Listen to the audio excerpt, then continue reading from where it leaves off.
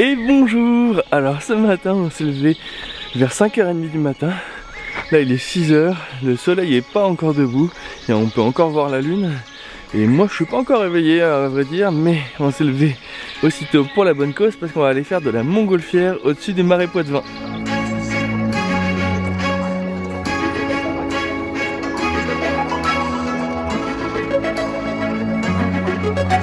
Ça y est, on est en train de gonfler la montgolfière. On devrait pas tarder à partir, mais en tout cas c'est hyper impressionnant. C'est la première fois qu'on va s'envoler dans les airs comme ça.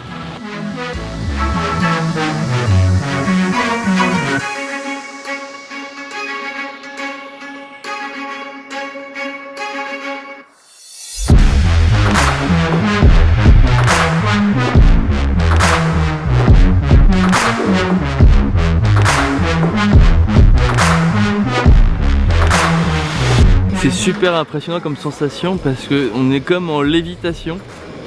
Quand il n'y a pas le brûleur en action, il n'y a pas de bruit et on bouge comme par magie.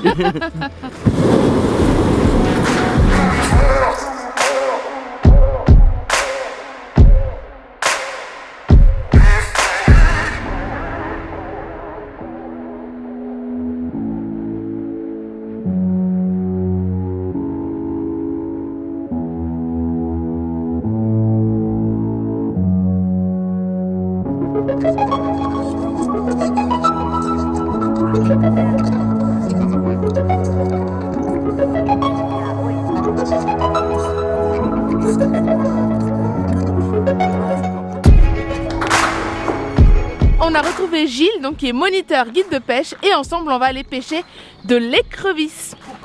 Pour commencer. L'écrevisse de Louisiane, c'est notre cible aujourd'hui. Et comment ça se fait qu'elle a tout envahi? Elle a été introduite ou... Elle n'a pas été introduite en France. La France a refusé de l'introduire justement par les dégâts qu'elle pouvait occasionner. En fait, je pense qu'elle a été introduite en Espagne. Alors, je ne me demandais pas comment elle a passé les Pyrénées, mais elle est arrivée. En fait, ça a appauvri le milieu et donc ça a appauvri la biodiversité du marais.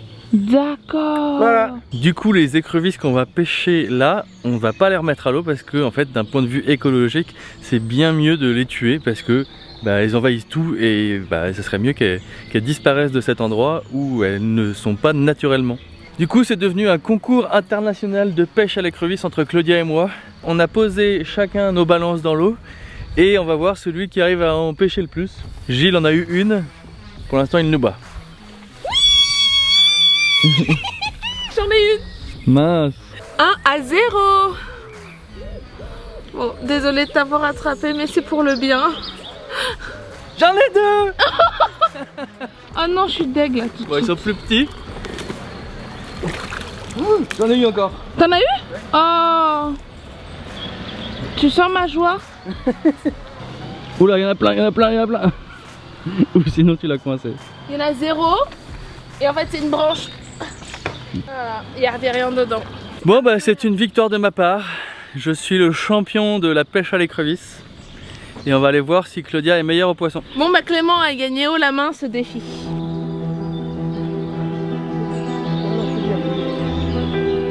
Alors on est là depuis à peu près une dizaine de minutes et Clément a déjà remonté 6 poissons.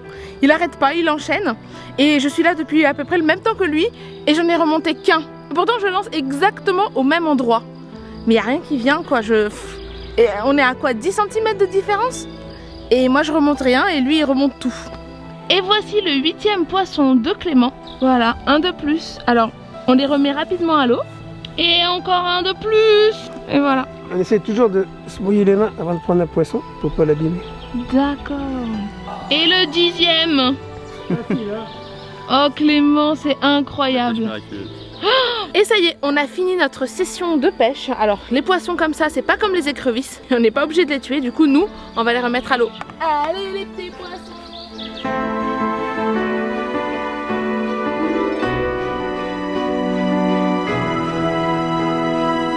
Et voilà, on a rejoint notre guide Gaëtan et on est parti pour une balade en barque. Et surprise, apparemment on va manger directement dans la barque. Ça tombe bien, on a faim. On s'est levé tôt ce matin. On s'est levé très tôt, donc on a très faim.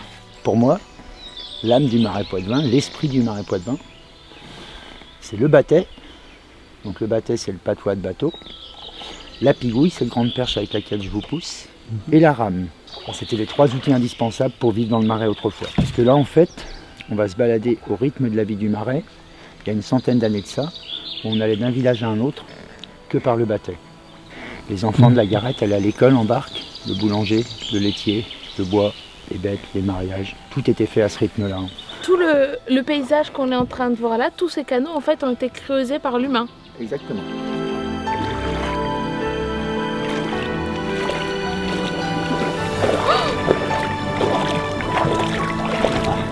Oh, c'est impressionnant.